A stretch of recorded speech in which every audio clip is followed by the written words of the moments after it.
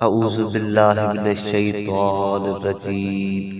بسم اللہ الرحمن الرحیم۔ تمہاری یہ تنازع کی وہ باتیں ہیں جن کے بارے میں تمہیں علم ہے، پھر تم ان باتوں کے بارے میں کیوں جھگڑتے ہو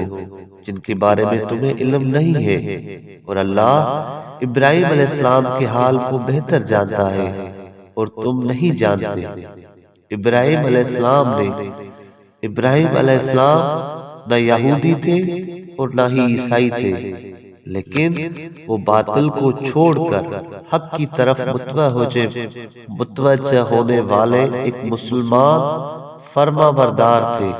اور مشرکین میں سے نہ تھے۔ بے شک لوگوں میں سے ابراہیم علیہ السلام کے سب سے زیادہ قریب وہ ہیں جنہوں نے اس کی اطاعت کی، اور یہ پیغمبر یعنی حضرت محمد صلی اللہ علیہ وآلہ وسلم اور وہ لوگ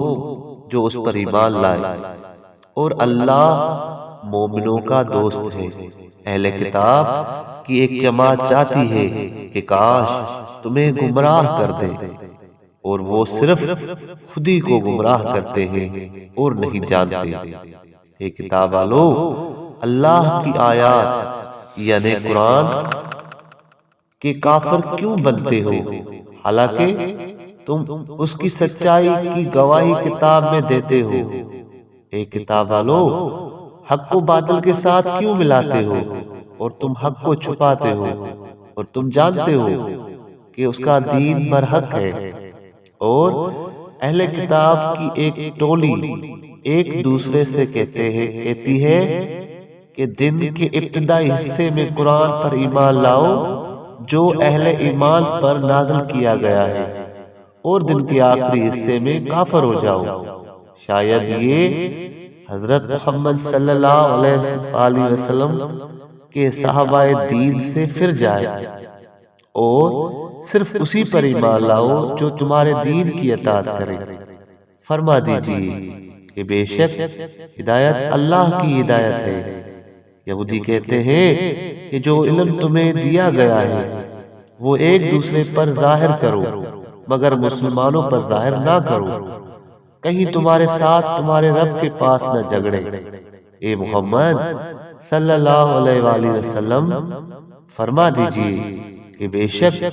فضل اللہ کے ہاتھ میں ہے، جسے چاہتا ہے وہ دیتا ہے، اور اللہ کشادہ رحمت والا علم والا ہے، جسے چاہتا ہے اپنی رحمت کے لیے خاص کرتا ہے، اور اللہ بڑے فضل والا ہے۔ اور بعض اہل کتاب ایسے ہیں کہ اگر اس کے پاس ایک خزانہ بھی امانت رکھو گے تو تجھے ادا کر دے گا، اور ان میں سے بعض ایسے ہیں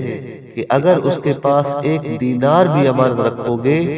تو وہ تجھے ادا نہیں کرے گا، مگر جب تک اس کے سر پر کھڑے رہو۔ یہ اس لیے ہے کہ یہ لوگ کہتے ہیں کہ ناخواندہ لوگوں یعنی عربوں کا مال بٹورنے میں ہم پر کوئی گناہ نہیں ہے، اور اللہ پر جھوٹ باندھتے ہیں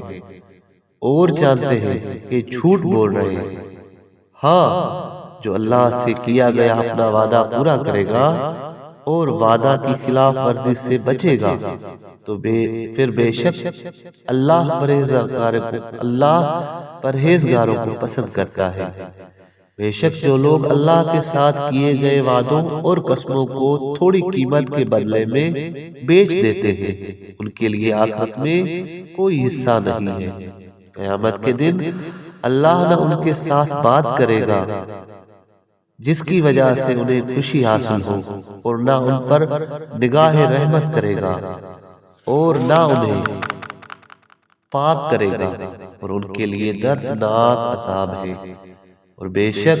یہودیوں کی ایک جماعت کتاب اللہ میں تحریف کے لیے اپنی زبانوں کو موڑتی ہے تاکہ تم تحریف و تبدیل و شدہ الفاظ کو اللہ کی کتاب سمجھو، حالانکہ وہ اللہ کی کتاب نہیں ہے، اور کہتے ہیں کہ یہ اللہ کی طرف سے ہے، اور وہ اللہ کی طرف سے نہیں ہے، اور اللہ پر جھوٹ باندھتے ہیں، اور وہ جانتے ہیں کسی بشر کی شان یہ نہیں کہ اللہ اسے کتاب اور دانائی اور پیغمبری دے پھر وہ لوگوں سے کہے کہ اللہ تعالیٰ کو چھوڑ کر میرے بندے بن جاؤ، لیکن وہ کہے گا کہ تم اللہ کی معرفت والوں کے استاد ہو جاؤ، اس لیے کہ تم کتاب سکھاتے ہو اور اس لیے کہ تم کتاب پڑھتے پڑھاتے ہو، اور اللہ جل جلالہ تمہیں حکم نہیں فرماتا کہ فرشتوں اور پیغمبروں کو رب بناؤ، کیا تمہارے مسلمان ہو جانے کے بعد بھی تمہیں کفر کرنے کا حکم دے گا؟ صدق اللہ العلی العظیم۔